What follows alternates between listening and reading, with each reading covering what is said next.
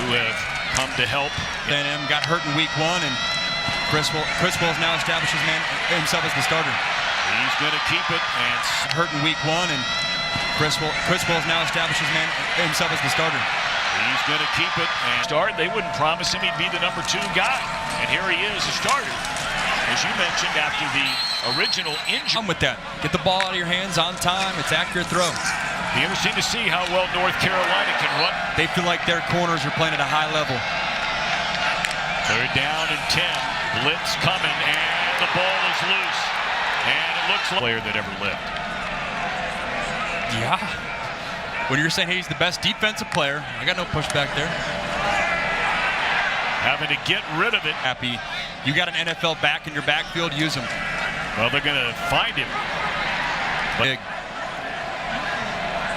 Be a 3rd down and 7. And let's see if they can get, as Max thought they might, to get Hampton going. 3 carries, 4 yards.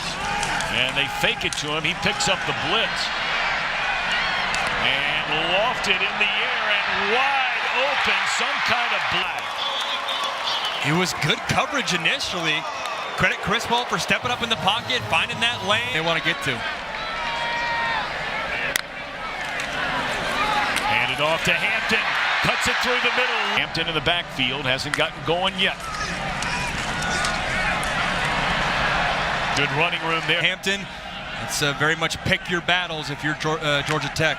Hampton, only a junior, has another year of eligibility. Wide open across the middle.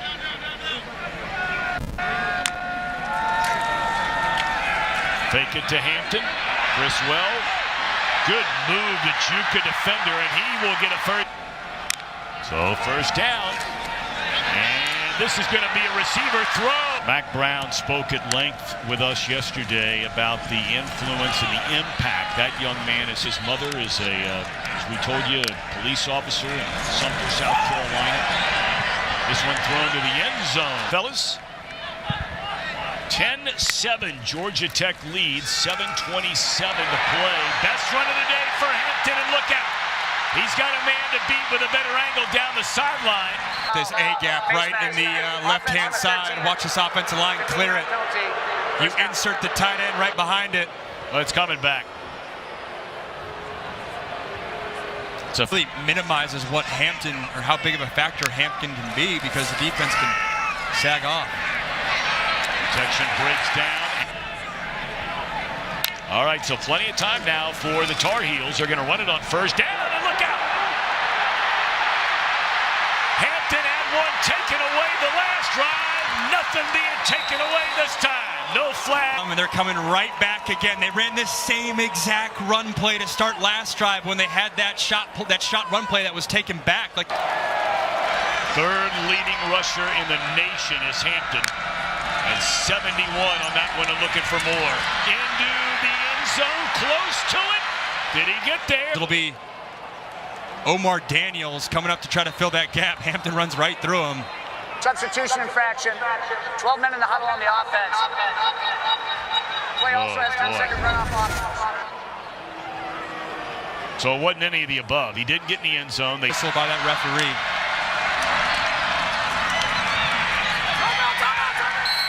He sat out the second half of 2 games is remarkable. 3rd down and goal. Wide open today to win a national championship. How wild is that? Yeah. And it speaks to why people are so excited about half, and Carolina trailing by 6.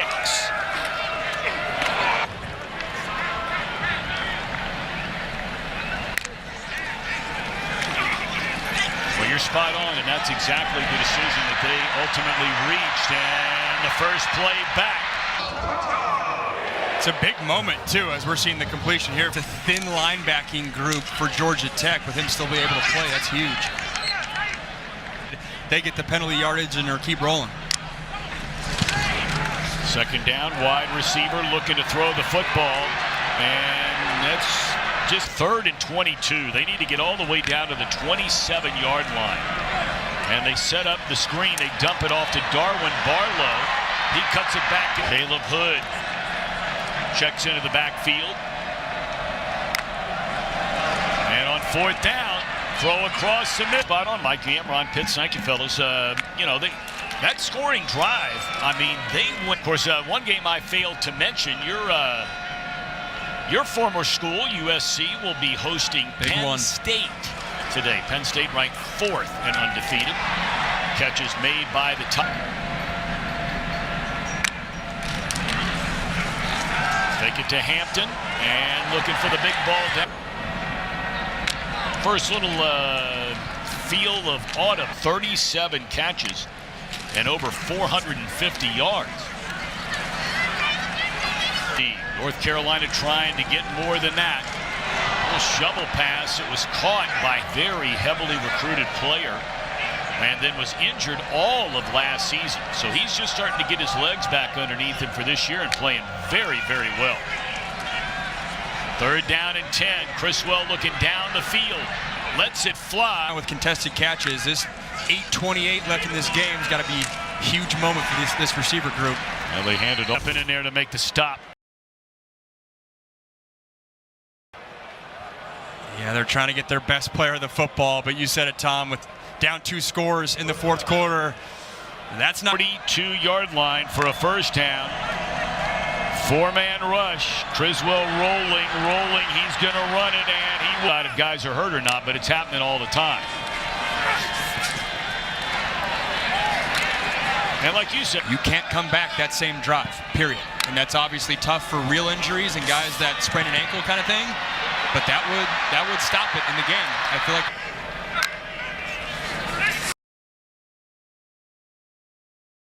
Only a 3-man rush. And the catch is made inside the 5, inside the 1. And the stop. That's tough. Hampton gets out of the tent, but right now he's watching his defense. 4-man rush. And taken off the quarterback. He breaks a couple of tackles. And go to overtime. Criswell. And that'll be in a North Carolina trails by 3. They're going to run it. And that is a first down and 8-yarder. After the play, personal foul, unnecessary roughness, the late play. Line 1st and goal for North Carolina. A chance to win this game with a touchdown. Criswell had it back. This is usually where I would say it's Nate McCullum time for North Carolina, but after that drop, they've taken him out, elected to go with some different receivers. There. Hampton in the backfield alongside Criswell.